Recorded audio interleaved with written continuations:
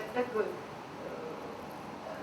वापस आएंगे ना प्रभु जी अयोध्या में, तब तक ये 30-30 दिन चलता रहेगा। देखना, तो उठा के देख लियो रामचरितमानस, पता चल जाएगा। 1 महीना 30 दिन।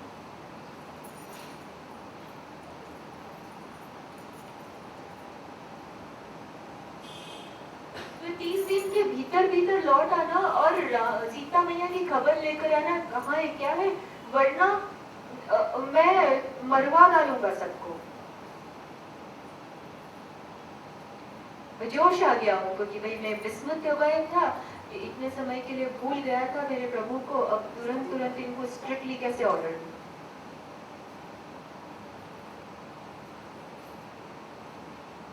गए सभी दूत सारी दिशाओं में गए, अंत में जो उनके खास खास थे उनको जैसे एक अधिपति बना देते हैं, नेता बना देते हैं कि भाई ये ग्रुप को आप संभालना, वो ग्रुप को आप संभालना, ऐसे सबको बना के भेज दिया नाना दिशाओं में। अंगद के संग जामवन जी और हनुमान जी आदि जो श्रेष्ठ उनके योद्धा थे उनको भेजा कि आप दक्षिण की ओर जाओ, क्योंकि जटायु जी महाराज ने कहा था दक्षिण की ओर है।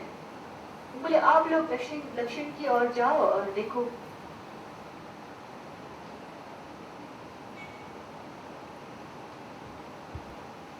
देखा तो एक गुफा नजर आई। ये इतने घने वन में ये गुफा कहाँ से आ गई? चलो चल के देखते हैं। अंदर गए तो देखा कि एक सुंदर सा गुफा के भीतर में बहुत सुंदर सरोवर बने हैं, बहुत अच्छी दिव्य वहां की जो है अनुभूतियां हैं, और एक तपस्विनी बैठ के तपस्या कर वहीं पर रहते हैं। विद्यराज उनके जो भ्राता है कैसे चले, यानी कि प्रकृति के विपरीत जाके आप कभी भी कोई भी कार्य करेंगे या अति करने की कोशिश करेंगे तो प्रभु क्षति निश्चित है। इनके पंख जल गए, लेकिन मृत्यु प्राप्त नहीं हुई, मृत्यु प्राप्त नहीं हुई। यानी कि वो कर्म आपने जो अति की है उसको आप जब तक बैलेंस नहीं करते हो तब तक उसको भोगना पड़ेगा, तब वो बैलेंस होगा। आप सोचो कि आप एस्केप कर जाओ, उसको छलांग मार के दूसरी ओर चले जाओ, तो प्रभु जी ऐसा नहीं होता है।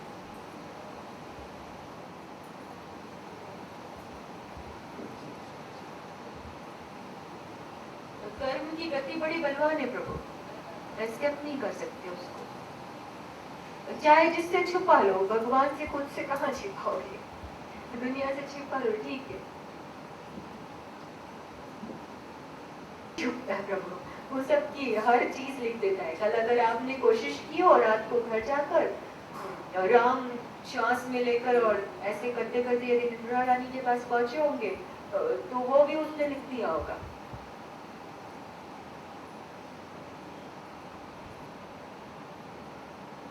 कोई कहे ना कभी जीवन में कि भाई प्रभु क्या सुंदर कार्य किया, हाँ आप तो धन्य है धन्य है, बहुत ज्यादा जब कहने लगे ना तो बिल्कुल हरि समर्पण कर देना, भैया ठाकुर जी की कृपा है, तो ठाकुर जी के डिपार्टमेंट में डाल देना, वरना वो आपके भीतर में जहर डाल देंगे।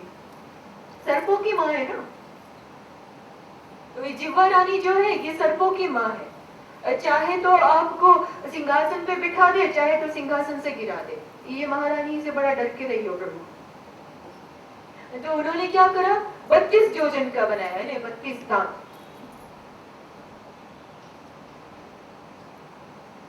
जी वो भीतर है बेटा, तो भाई प्रभु भक्ति जो है वो उसके भीतर भीतर में सब कुछ ठीक है भाई, ज्यादा उसके बाहर जाके मत करो। हाँ, तो इस प्रकार से जीवन में भी जब आपके साथ ऐसा घटित हो तो ये दो चीज प्रभु ध्यान रखिए, सूरसयन है जिह्वा और सर्पों की मां, इसका निकला हुआ शब्द वापस नहीं आ सकता है, और बाण से अगर तीर निकल जाए, वो भी आगे अभी प्रसंग आएगा, वापस नहीं छुआ जा सकता है तरकशी।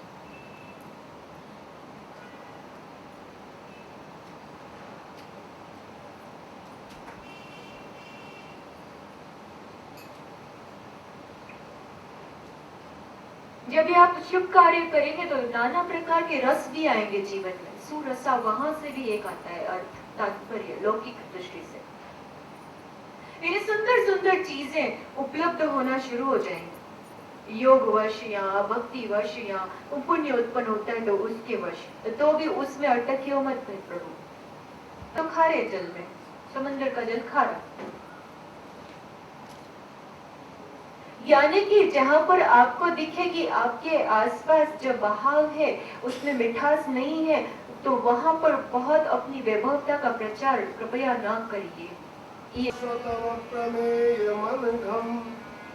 निर्वाण शांति प्रदम ब्रह्मा शंभु वेदांतरेभ्यं विभो रामाख्यं जगदीश्वरं सुरगुरुं मायामनुष्यं हरिं वन्देऽहं करुणाकरं रघुवरं भूपालचूडामणिं नान्यस्पृहा रघुपते हृदये स्मदीये सत्यं वदामि च भवानखिलान्तरात्मा भक्तिं प्रयच्छ गुरुं निर्भयां मे कामादिदोषरहितं अद्वैतवद्भावं हेमशैलादेहं धनुजवनकृशालं ज्ञानिनामग्रगण्यं सकलगुणनिधानं वानराणामधीशं रघुपतिभक्तं वातजातं नमामि।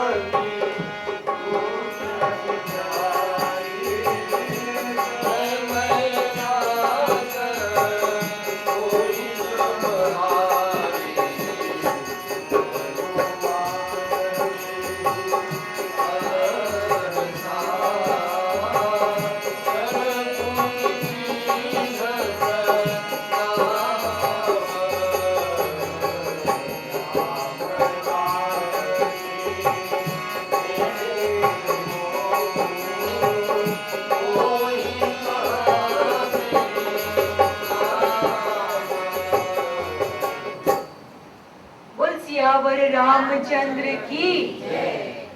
सुनाई नहीं देता प्रभु, राम जी को कहाँ सुनाई देगा। सियावर रामचंद्र की, पवन सुत हनुमान की।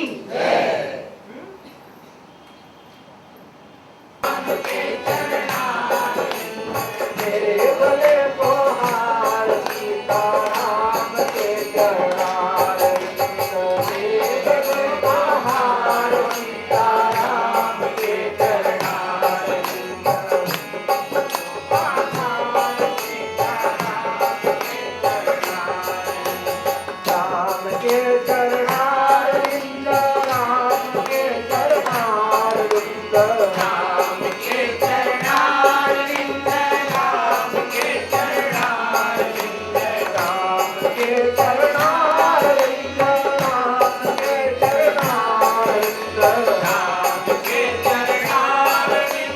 राम के चरणारविंद राम के चरणारविंद राम के चरणारविंद राम के चरणारविंद राम के मेरे गले को हार श्री राम मेरे गले को हार श्री राम के चरणारविंद मेरे गले के हार सीताराम के चरणारविंद राम के चरणारविंद राम के चरणारविंद राम के चरणारविंद राम के चरणारविंद राम के चरणारविंद राम के चरणारविंद राम के चरणारविंद राम के चरणारविंद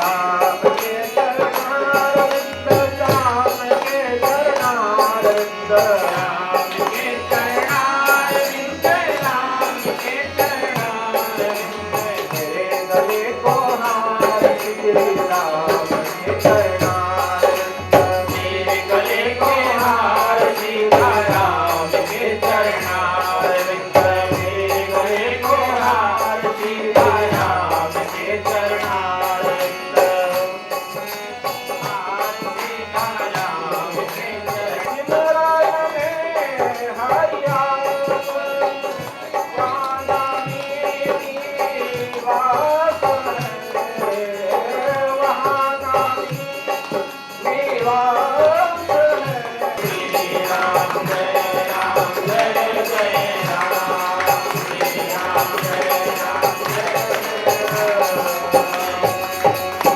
राम नाम के हीरे मोती मैं बिखराऊं गली गली मैं कोई जग में राम का प्यारा शोर मचाऊं गली गली राम नाम के हीरे मोती मैं बिखराऊं गली गली ले लो रे कोई राम का प्यारा शोर मचाऊं गली गली राम नाम के हीरे मोती मैं बिखराऊं गली गली है कोई जग में राम का प्यारा शोर मचाऊं गली गली बोले बोले वाले सुन लो सोने वाले सुन लो बात सुनाओ खड़ी खड़ी राम नाम के हीरे मोती मैं बिखराऊं गली गली राम नाम के हीरे मोती मैं बिखराऊं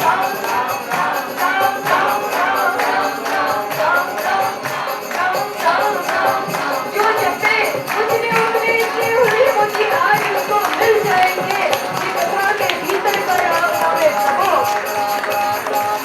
हनुमान जी की हाजिरी है राम राम राम राम राम राम राम राम राम राम राम राम राम राम राम राम राम राम राम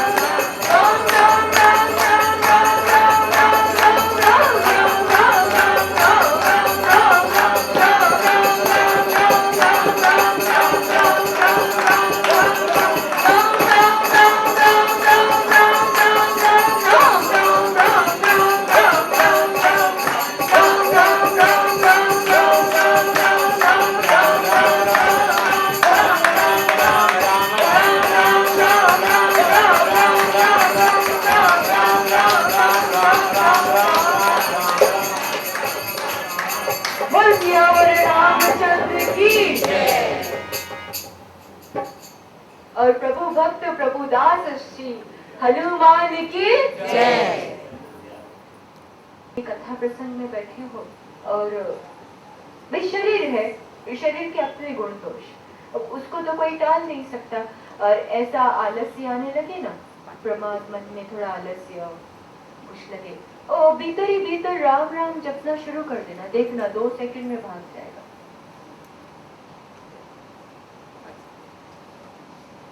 शरीर का अपना गुण दोष है, वो अपना धर्म निभाएगा, उसको थोड़ी रोक सकते हैं। पर मन और बुद्धि तो दी है ना प्रभु ने, हथियार तो दे दिए ना शरीर के साथ, मन और बुद्धि नाम के। कभी भी कहीं ऐसे शुभ कार्य में हो तो असल में आलस्य फैलाना अच्छी बात नहीं होती है। अभी आगे वो प्रसंग आएगा प्रभु, राम जी उबासी लेवे तो वो भी ऐसे करे 3 बार, तो मतलब इसका आलस्य आगे कहीं जाके बढ़े ना, किसी और को ना लगे, आलस्य को तुरंत काट दे। और 3 चुटकी 3 गुण और 3 लोगों को दिखा दी कि भाई कहीं पर भी ना जाए, चोट पहुंचेगी, यानी कि समझ लेना राक्षस कुल के नाश का समय शुरू हो जाएगा। तो वो प्रणाम करने लगे।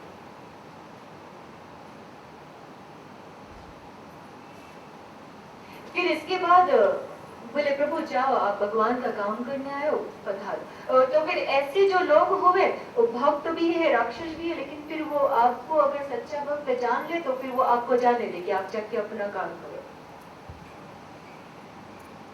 वो जो है लक्ष्मी महारानी ने थोड़ा सा पार्वती जी को ऐसी, आपस में स्त्रियों का स्वभाव होता है ना, उलाना कि भाई मेरा ही जो स्वामी है वो सबसे उच्च है, देखो वैकुंठ स्वामी है, मैं साक्षात लक्ष्मी हूँ। वो इस तरह से कुछ चर्चा हो गई लक्ष्मी पार्वती जी के बीच में। तो उन्होंने बोला कि बोले ना तो भाई ये क्या बात हो गई, तो बोल जाए तुम्हारा पति तो कैसा है, तुम्हारा स्वामी तो कैसा है, उसको तो ड्रेसिंग सेंस भी नहीं है। हाँ? बोले रात भंडारी हो तो बोले वाले होंगे, काहे का ड्रेसिंग सेंस। प्रभु बार बार ये वर्णन आता है, जाने क्या प्रभु की इच्छा है, स्त्री के क्रोध से बचना। एक तो वो भावुक होती है, और तो तुरंत भाव में आके आशीर्वाद भी देवे और तुरंत क्रोध करके श्राप भी देवे, वो दोनों ही लगे तुरंत दोनों लगे हैं। इसके लिए प्रभु उनसे जितना प्रेम से आदर से चलोगे तो भलाई है। उनके लिए तो खैर धर्म नियत है ही कि उनको तो स्वामी भक्ति कैसे करनी, तो वो उस हिसाब से चले। यहाँ पर बताया कि भक्त चाहे लंका के भीतर भी रहे तो कितनी अलर्टनेस होनी चाहिए कि जैसे ही प्रभु का कोई दूत आए तुरंत उसे ऐसे पता चल जाना चाहिए। विभीषण जी ने यहाँ पर ये चीज स्थापित की है कि ऐसा भक्त होना चाहिए, चाहे आसपास कुछ भी हो रहा हो, लोभ प्रलोभन नाना प्रकार की चीजें इस तरीके की, जैसे लंका का प्रादुर्भाव से आप लोग समझ गए, काम क्रोध मद मोह लोभ सब आसपास चल रहा हो कोई बात नहीं, लेकिन जैसे ही प्रभु का दूत आए, कोई भक्त आए, तुरंत सतर्क हो गए, नाम आते से सावधान।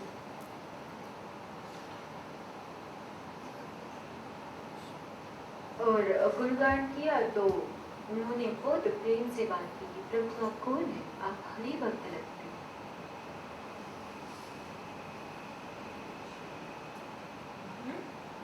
आप हरि भक्त लगते हैं। और उसको प्रेम में जानकर, हरि का भक्त जानकर फिर उन्होंने अपना दर्शन दिया हनुमान जी। और यहाँ पर एक और वर्णन आता है कि हनुमान जी ने ये कहा कि ये भले आराम की अवस्था में है, जहाँ रावण को छोड़ दिया,